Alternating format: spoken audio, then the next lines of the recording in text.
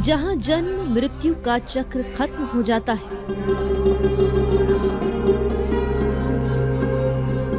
जहां 5000 साल से भी पुराना वटवृक्ष हैरान कर देता है,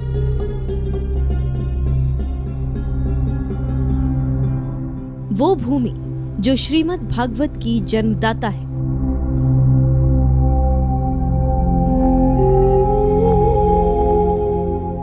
जहां गणपति पेड़ पर साक्षात जमे हैं,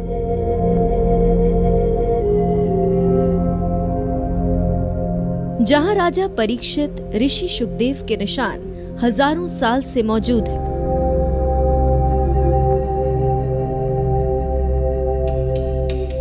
कलयुग की कहानी जहां से शुरू होती है, आज ऐसे शुक तीर्थ की यात्रा पर जा रही है बींग घुमक्कड़ की टीम। दिल्ली से करीब 160 किलोमीटर दूर मुजफ्फरनगर के शुकताल या फिर शुक्रताल के बारे में शायद आप नहीं जानते होंगे। सच ये है कि यहाँ के चप्पे चप्पे पर आध्यात्म की झलक रची बसी नजर आ जाती है। दिल्ली से लगभग 160 किलोमीटर दूर मुजफ्फरनगर में मैं पहुंच चुकी हूँ श्री शुकदेव आश्रम। इस आश्रम में 5000 साल से भी पुराना एक वटवृक्ष है जिसे देखने मैं यहाँ पर आई हूँ, और भी बहुत सारे मंदिर और भी बहुत सारी चीज़ें हैं जो महाभारत के समय से जुड़ी हुई।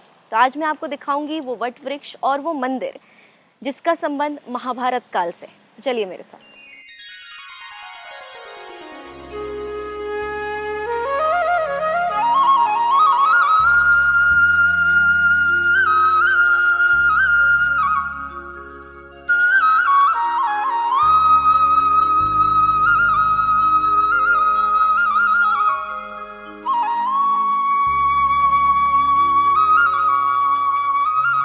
मुख्य द्वार से आगे बढ़ते ही रास्ते में कई धर्मशालाएं मिलेंगी। अलग अलग समाज, शहर और राज्यों के भक्तों के सहयोग से इन धर्मशालाओं का निर्माण किया गया है।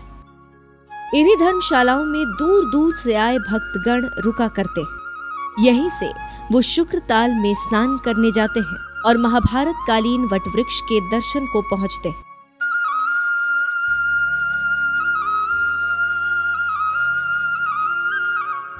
इन सब के बाद सबसे पहले नजर आते हैं शिव और राम के मंदिर। करीब 500 मीटर चलकर मैं उस मुख्य स्थान पर पहुंच चुकी हूं। इससे आगे हम जाएंगे तो हमें शुक्रताल भी मिलेगा, और यहां पर रास्ते में भी और भी बहुत सारे मंदिर दिख रहे हैं, जैसे कि इधर श्री राम मंदिर, श्री शिव मंदिर, जहाँ पर यहाँ पे पास में गुरुकुल भी है, जहाँ के बच्चे यहाँ पर आए हुए हैं, मंत्रोच्चारण कर रहे हैं, उन्हें सिखाया जा रहा है। यहाँ पर बहुत ही खूबसूरत लग रहा है इस वक्त यहाँ पे इनको मंत्रोच्चारण करते हुए देखना। और इधर इस तरफ मेरी दाईं तरफ समाधि मंदिर भी है, दुर्गा मंदिर भी है, यहाँ पे बहुत सारे मंदिर हैं।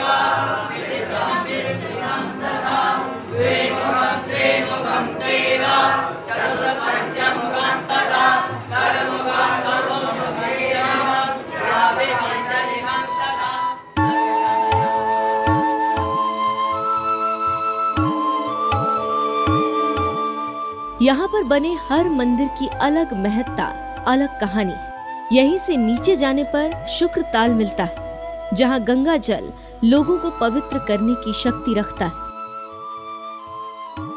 जो भक्त हरिद्वार, ऋषिकेश जाते हैं, उनमें से बहुत से शुक्रताल पहुंचते हैं। यहीं पर भगवान राम के परम भक्त बजरंगबली की 77 फीट ऊंची प्रतिमा है। स्नान के बाद उनके दर्शन करने की भी परंपरा है।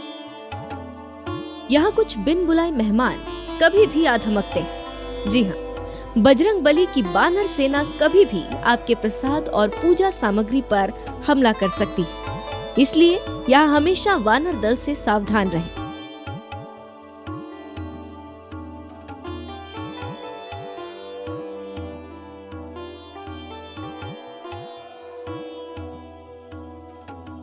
अब यहाँ से आगे बढ़ते हुए मेरी बाईं तरफ ये जो रास्ता जा रहा है नीचे की ओर, ये जाता है शुक्रताल, और दूसरा जो रास्ता सीधे जो सीढ़ियाँ जा रही हैं ये मुख्य मंदिर की तरफ जाती हैं, जहाँ पर और भी बहुत सारी चीज़ें हैं। वट वृक्ष के अलावा और भी बहुत सारे मंदिर हैं जिनका इतिहास महाभारत काल से जुड़ा हुआ है। तो आइए जानते हैं इस मंदिर के बारे में।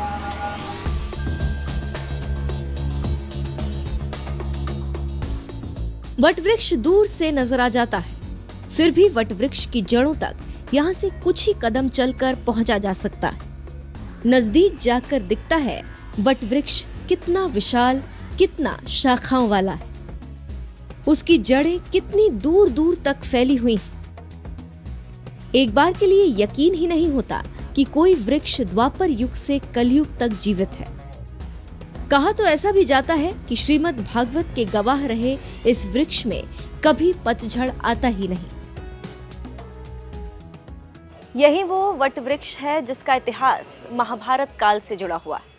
कहा जाता है कि इसी वट वृक्ष के नीचे बैठकर श्री शुकदेव महाराज ने राजा परीक्षित को भगवत पुराण की कथा सुनाई थी। ये वृक्ष लगभग 5000 साल से भी ज़्यादा पुराना है। आप देख सकते हैं इसी वृक्ष से इसकी शाखाएं कितनी दूर दूर तक फैली हुई हैं। और सिर्फ यहीं पर नहीं, इधर इस बाउंड्री के बाहर भी दूसरी तरफ भी मैं आपको दिखाती हूँ। ये जो पेड़ आपको दिख रहे हैं, ये जो शाखाएं दिख रही हैं, ये सब इसी वट वृक्ष से निकलकर बाहर आई हैं। इस वट वृक्ष की बहुत मान्यता है यहाँ पर। कहा जाता है कि दूर दूर से लोग यहाँ पे दर्शन करने के लिए आते हैं और अपनी मनोकामना पूरी करने के लिए यहाँ पर लाल धागा बांध कर जाते हैं इस वृक्ष पर, और माना जाता है कि उनकी मनोकामनाएं अवश्य पूरी होती।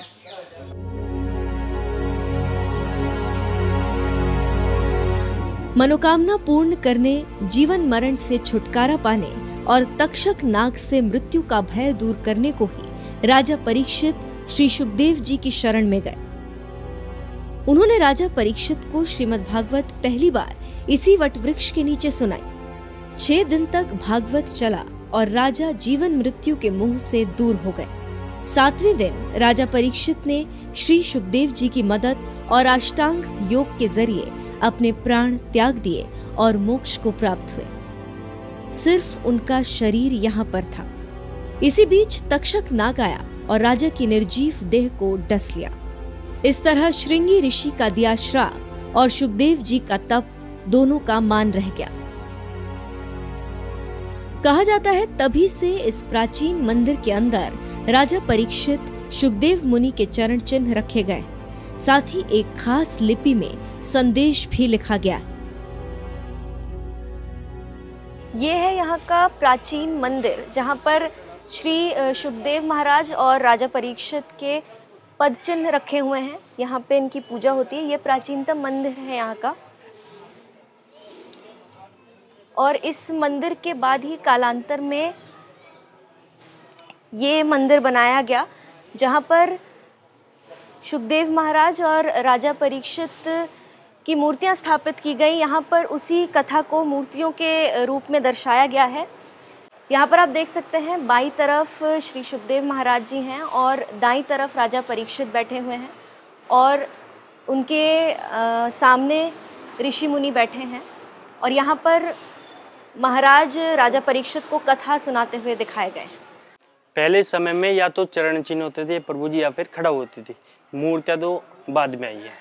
तो प्राचीन समय में इसमें चरण चिन्ह, जो छोटे वाले चरण चिन्ह है ये तो सुखदेव भगवान जी के, इधर जो बड़े वाले चरण चिन्ह है ये राजा परीक्षित जी के, कि प्रमाण के तौर पे भगवान ने यहाँ पर भागवत कथा सुनाई।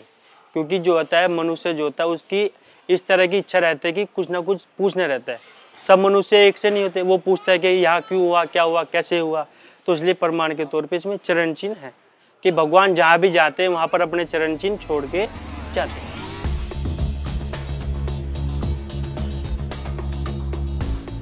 राजा परीक्षित की मृत्यु की कहानी भी बड़ी विचित्र है। माना जाता है कि द्वापर के प्रतापी और योग्य राजा को कलयुग ने सबसे पहले अपना शिकार बनाया।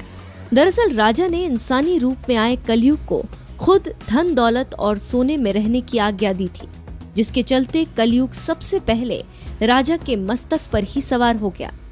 कलयुग के प्रभाव से राजा ने शमिक ऋषि का अपमान करते हुए उनके गले में एक मरा हुआ सांप डाल दिया। ऋषि पुत्र श्रृंगी को जब इसका पता चला तो उन्होंने जल हाथ में लेकर राजा को श्राप दिया और 7वें दिन तक्षक नाग के काटने से मृत्यु होने की बात कही। ये जब यहाँ पर स्वामी कल्याण देव जी ने अपने स्वामी इसके सुखदेव आश्रम की स्थापना की है तो उस समय वो मंदिर विराजमान किया। उसमें मुख्य मुख्य ऋषिगण विराजमान किए गए, वशिष्ठ जी, वेदव्यास जी और विश्वामित्र, शर्मी ऋषि, संगी ऋषि, और भगवान बीच में श्री कृष्ण आराध्य है। और जो श्री कृष्ण भगवान के सीधे हाथ पे है वे सुखदेव भगवान है। सुखदेव भगवान के बराबर में वेदव्यास जी हैं और वेदव्यास जी साथ में वशिष्ठ जी और विश्वामित्र है। और जो भगवान श्री कृष्ण के लेफ्ट साइड में वो राजा परीक्षित है। राजा परीक्षित के साथ में शर्मी ऋषि, जिनके गले में राजा परीक्षित ने मरा हुआ सांप दे दिया, और शर्मी ऋषि के साथ में संगी ऋषि, जिन्होंने श्राप दिया था कि आज से 7वें दिन आपको ये तक्षक नाग काट के खा लेगा।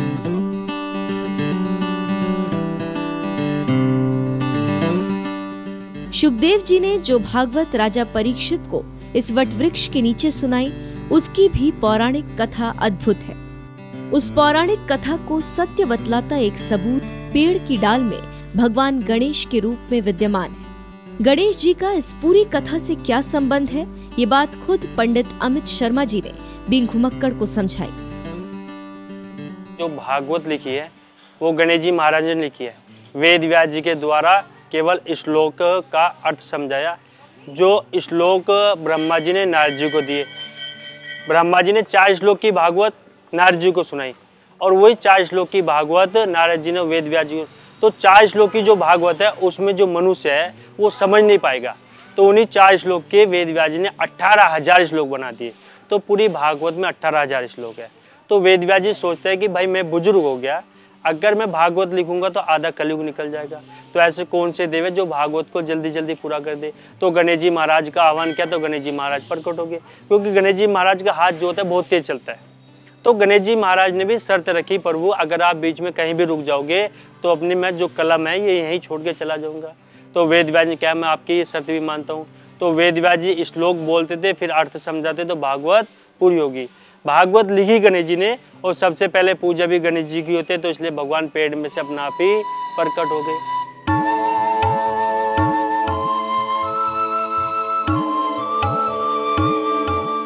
कालांतर में इन मंदिरों का निर्माण और शुक तीर्थ का विकास स्वामी कल्याण देव जी के द्वारा हुआ। देश के पहले प्रधानमंत्री जवाहरलाल नेहरू, पहले राष्ट्रपति राजेंद्र प्रसाद और खुद इंदिरा गांधी तक इस पौराणिक तीर्थ पर पहुंचने वालों में शामिल है। इस पौराणिक वटवृक्ष की छाया में बैठकर लोग शांति तो महसूस करते ही हैं, साथ ही उन्हें बाकी के कई और मंदिरों के दर्शन करने का सौभाग्य भी मिल जाता है। मुख्य मंदिर के अलावा मंदिर परिसर में और भी छोटे छोटे मंदिर बनाए गए हैं, जैसे कि ये श्री शुकदेव चरणदास मंदिर, ये शुकदेव महाराज का मंदिर है। और इससे आगे बढ़ते हुए यहाँ पर हनुमान मंदिर भी है। यहाँ पर लोग हनुमान जी के दर्शन करने भी आते हैं। और हनुमान मंदिर से सटा हुआ ये है श्रीमद् भागवत कथा भवन, यहाँ पर कथा सुनाई जाती।